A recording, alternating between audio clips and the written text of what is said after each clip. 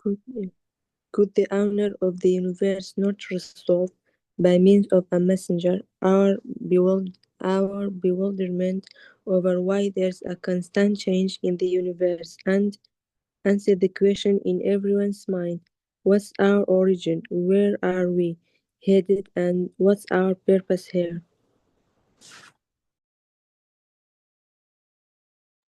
Okay, we are bewildered, means we're kind of surprised and overwhelmed and mesmerized as to why there is constant change of scenes, change of weathers, change of people and creatures.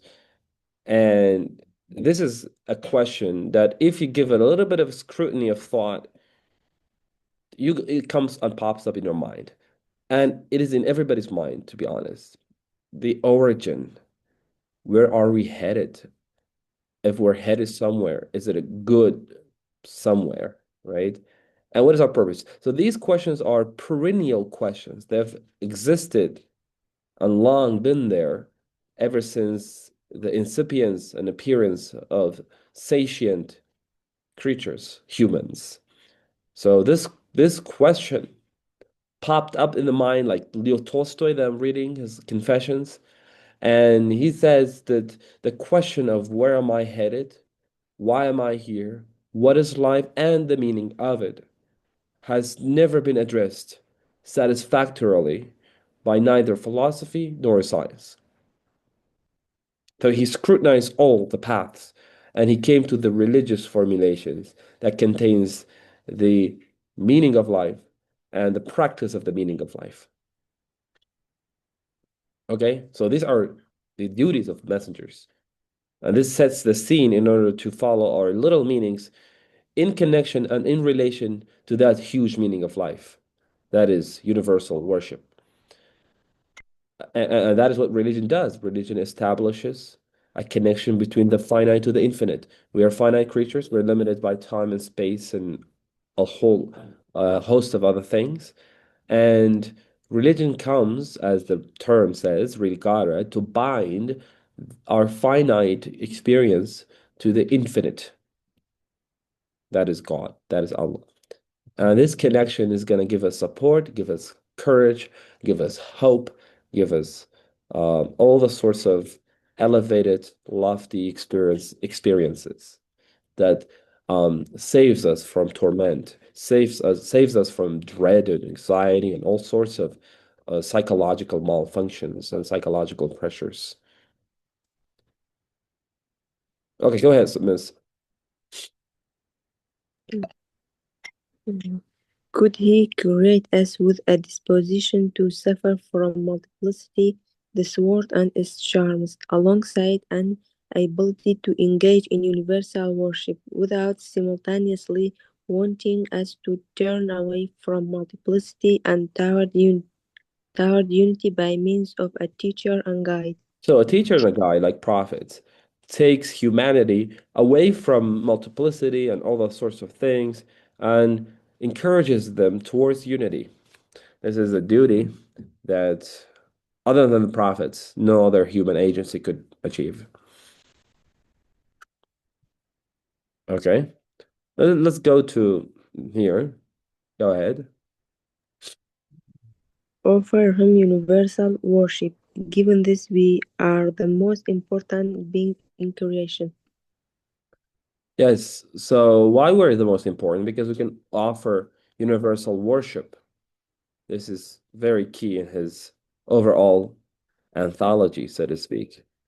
Universal worship entails love of God, knowledge of God as well.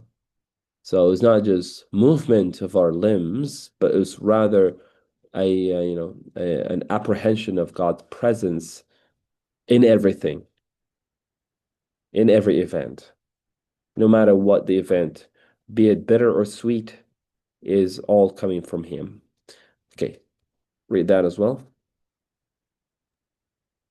Indeed, the weakest and most Indeed, indeed the weakest and most powerless receive the best sustenance.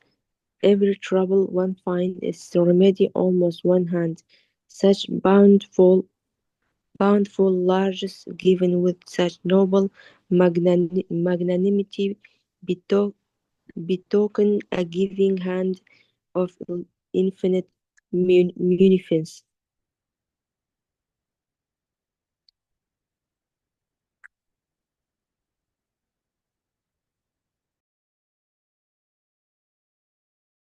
Okay, sorry, thank you. Now, the weakest, the most powerless, impotent creatures, they receive their sustenance, means تفاقوا خواتنا وشتي خوات. Every trouble one finds is remedy almost at hand. So we can see that since they receive, okay, all these bounties and sustenances, that shows God's munificence. تبخ شدي munificence, okay? Munificence يرها, infinite. And we see that he gives examples in spring. Let's continue to get a larger picture of what he's trying to achieve and get. Go ahead. You receive from here, teacher. You receive sweet and wholesome honey from a stinging honeybee, dresses in the finest and softest clothes woven by a handless silkworm. Like so we can get we have the silkworm. يعني أكل مانيك ولا يكو أو رشمين كلمة أو رشمين. Okay, so they are creating woven, structured, organized, detailed, designed artistry. And we have the honeybees. Okay, we get honey from these stinging honeybees. Like when you're stung by them, you feel the pain, and they still offer such amount of sweetness. That's just lovely. Okay, continue. Except for humanity and certain wild animals, all creatures from the sun, the moon, and the earth down to the minute ones perform their tasks with complete exact, Exactitude يعني exactness exactitude, دقيقي.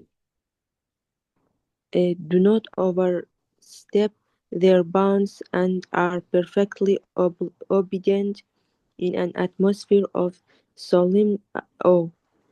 This shows that they function by the command of one having supreme majesty and authority, similarly the way all others in the vegetable, animal, and human realms support their helpless infant by tenderly and compassion, utterly nurturing their growth with milk shows that all-embracing mercy.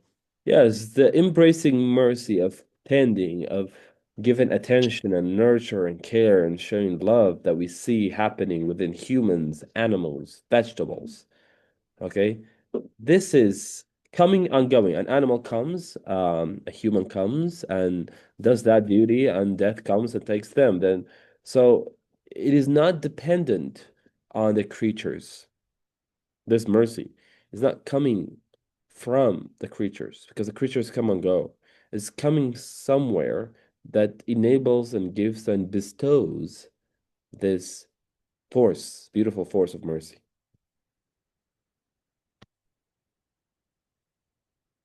Majesty and dignity. Majesty and dignity for sure his munificence require infinite giving.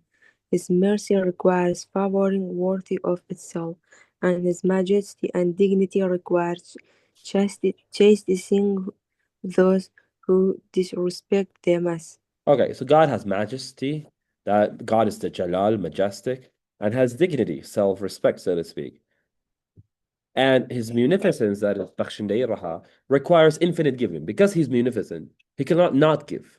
His nature is to give. And his mercy requires favoring worthy of itself. And the majesty and dignity require chastising, chastising those who disrespect them. God is just, and people who disrespect God, his justice, majesty requires that they would get the proper treatment.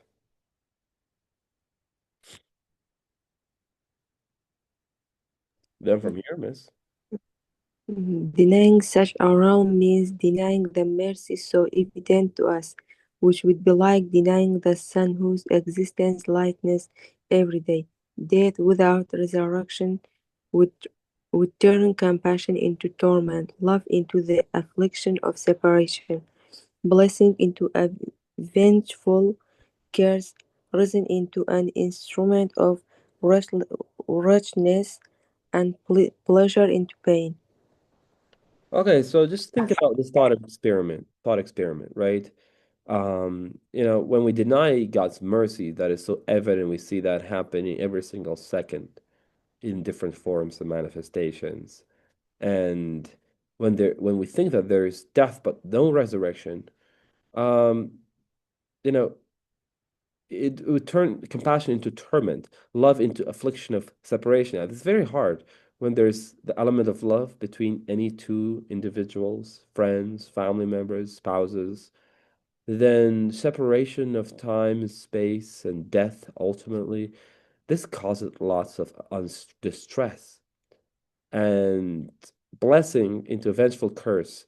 So all the blessings that you see humans have, be it blessing of intelligence, of family, of wealth, of beauty, of every other blessing that God would give a human being. That is just a curse, a play, a trick, isn't it? Because there's no afterlife. I mean, why would we have all of these blessings just for a short period of time and nothing will be remembered in the huge span of time? And reason without a belief in the resurrection becomes an instrument of wretchedness. Wretchedness is very beautiful here. What a damawi means once you have reason and you don't believe in the afterlife, you don't believe in God, then that reason is going to torment you because you can know that you're going to die. You are aware of your mortality. You're aware of your regrets and sins. And like, what do you do with all of these strong feelings?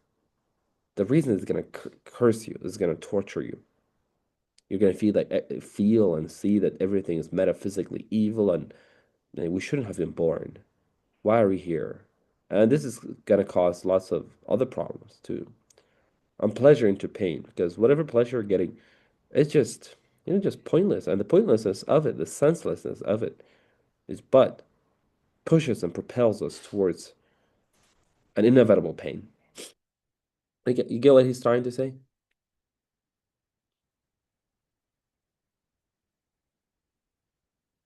Ms. Nermin? Do you get what he's trying to say? No, teacher. No?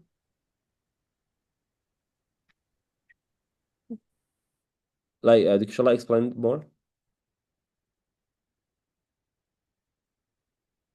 No, no, I get it. Oh, you get it. I thought you said no. Okay. Go ahead and read that.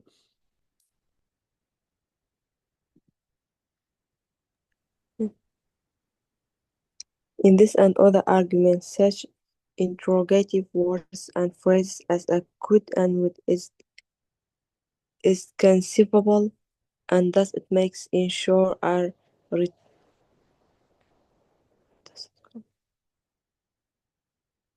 Reiterate it. reiterated to point to every significant truth and misguidance. Misguidance and unbelief often arise from the habit of imagining things to be impossible or beyond sense and then denying them. In our discussion of the resurrection, we argued emphatically that the real impossibility, absurdity, and irrationality come along the path of unbelief and misguidance, whereas real possibility, facility, and rationality are characteristics the of the broad highway of belief Islam. In some, materialist and naturalist philosophers veer into unbelief by regarding possibilities as impossible, whereas the tenth word by using such words as mentioned above points to where the possibility really is.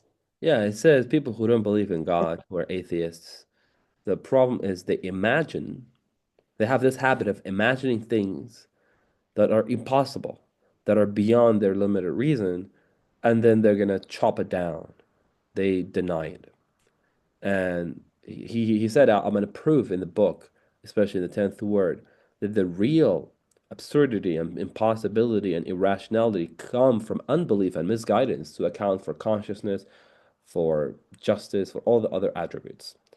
And whereas the real possibility and rationality lies in the belief in God, then things would click in a way that nobody would have thought of in their limited logical conceptual categories that they have without the religious spirit infused in them or activated in them. Okay, continue, Miss.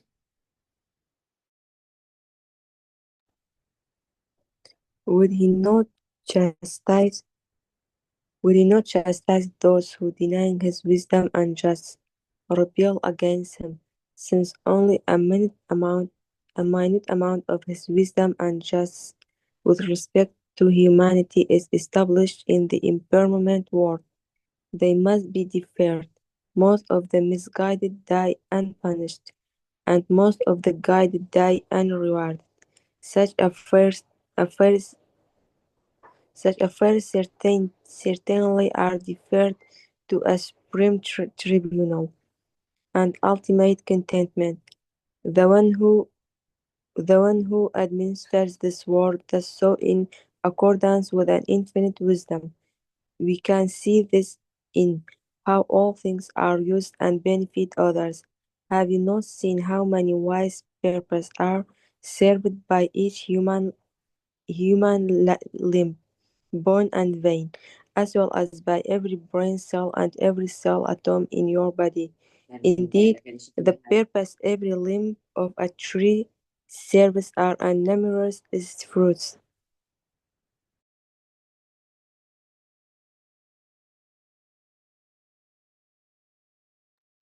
Okay, perfect.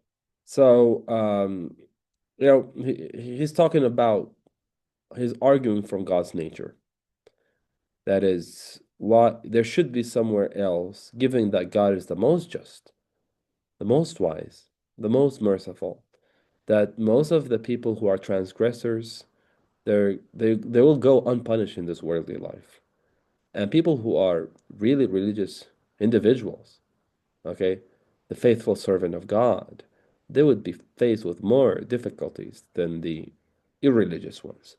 And he says, therefore, if we scrutinize the nature of God's names, then we know that is a logical implication. It's followed that there will be a hereafter through God's nature. And then he says how everything is in perfect harmony. They are helping each other, looking at the human cells, brain cells, the bones, the tissues, organ systems, how they're meticulously organized.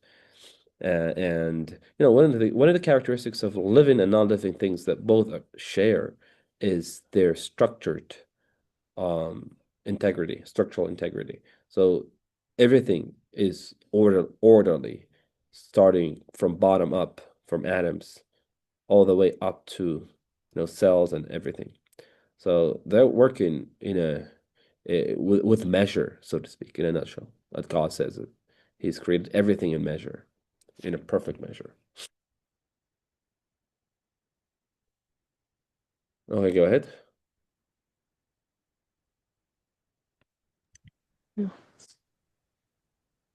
Pen of Destinies making a large receipt, the index of its life history and all its parts, how that an absolute wisdom moves that pen, the perfection the perfection of subtle artistry in all things proves an infinitely wise artist impressed, including an index of the whole universe within a small human body, as well as the keys of mercy's treasures and mirrors to reflect all divine names.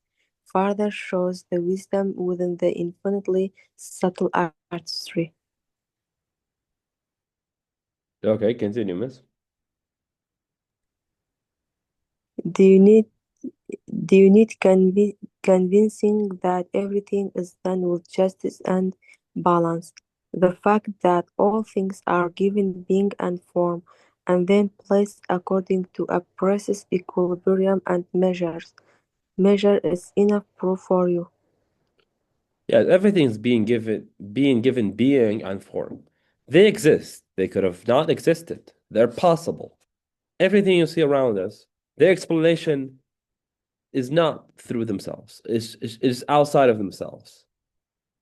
They exist not through themselves, through other causes. They have being. They have received existence. They are in existence, in time. And they have a form. You have a tree, a chair, a river, a leaf, human, animal, and everything. They have different forms. They have being and form. All things have being and form. And then they're placed in precise equilibrium. Meaning that, like, let me give a tangible example of how we are set in equilibrium and balance. We have the internal body temperature that regulates to a precise measure, right? It's 37 point what? Do you know the point? 0.764? The internal body temperature. Yeah, 37. 37. And you know that if it becomes 40, 42, then the person dies most likely, right? Yeah. And it is an example of extreme equilibrium. And we know that when we are cold, we shiver. We shiver and shake because the body wants to give us warmth and to survive. And when we're really hot, the weather is scorching hot, we sweat. This sweating is a cooling mechanism. And you know, the rest is history. There are many other things within animal structures, the immune system that mind boggles you how detailed it is, the immune system is working. So yeah. Okay, go ahead for that. It's then conceivable that the justice and wisdom which hasten to meet the pat- pietist, Say hasten إرادة. Okay. Pity يعني حاب يباح كم باخ. Meet the piteous need. meet the piteous need of the smaller of creation would not provide the greatest need, immortality of creation's most important member, humanity. Is it conceivable that they would fail to respond to our greatest planet, Plea and cry for help. greatest, Plea عند yeah, أوكل. greatest plea and cry for help, and that they would pre- perceive the dignity of God's being Lord, Preserve. preserve the dignity of God's being Lord by rewarding his servant. So the crux of the argument lies in the following.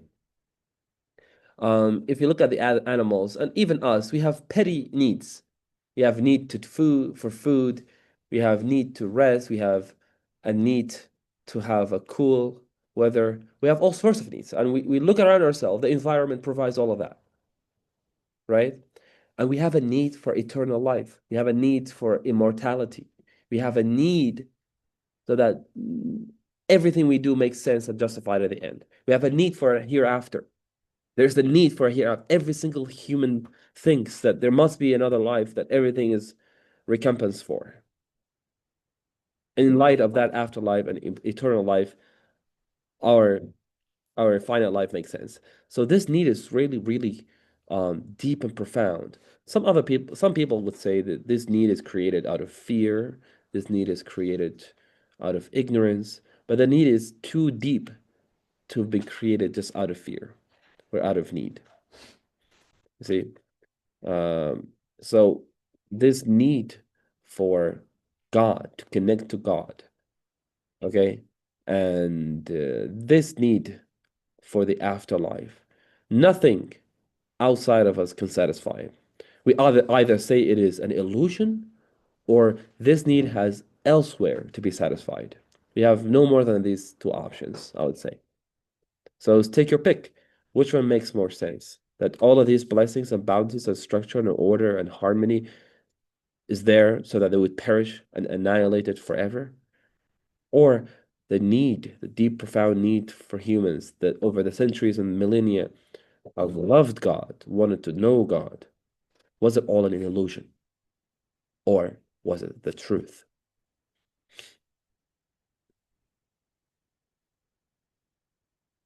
Okay. Is the explanation helping? Could you understand better with that? Yes, teacher, sure. Okay. Read it from the yellow. The true justice requires that we be rewarded and punished not according to our apparent insignificance, but according to the greatness of our wrong, the insignificance of our true nature, The and significance. the significance of our true nature, and the importance of our functions. Yeah, so true justice requires that we either be rewarded or punished, not according to our insignificance in the realm of body. We're just created out of limbs, bones and meat and blood. And this is the kind of insignificant, although it is very significant, it's very structured and orderly, but this is not the most essential part of us. We're not, when a person commits an illegal, unlawful act, they wouldn't just think, just two bodies. No. So the calculation is done not according to the apparent insignificance, but according to the greatness of our wrong, given that we have this significant nature. That is fitratullah, that God created us on He stamped His own nature, so to speak, on us, if the analogy is apt and appropriate.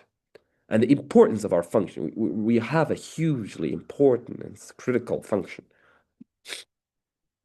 Oh, continue from there. The gate of generosity and beauty, the manifestations of the names, the all generous and all beautiful, with unlimited generosity and liberality, inexhaustible riches and treasures, unequaled eternal beauty and grace, as well as everlasting perfection, not demand the existence of grateful supplicants, along with amazed and yearning onlookers. Basically says God is the most generous, most beautiful, okay? And He is liberal, means He's free, and he's given a lot of riches and treasures. He's eternally beautiful. Doesn't it require and demand grateful supplicants that are amazing with amazement? They are onlookers. It means they look and witness things. And isn't it sensible for them to be destined to dwell and live permanently in a place, in an abode of blissful rest and repose? Okay, miss, if you could bring and send back the link in 10 minutes, okay? Mr. Thank you.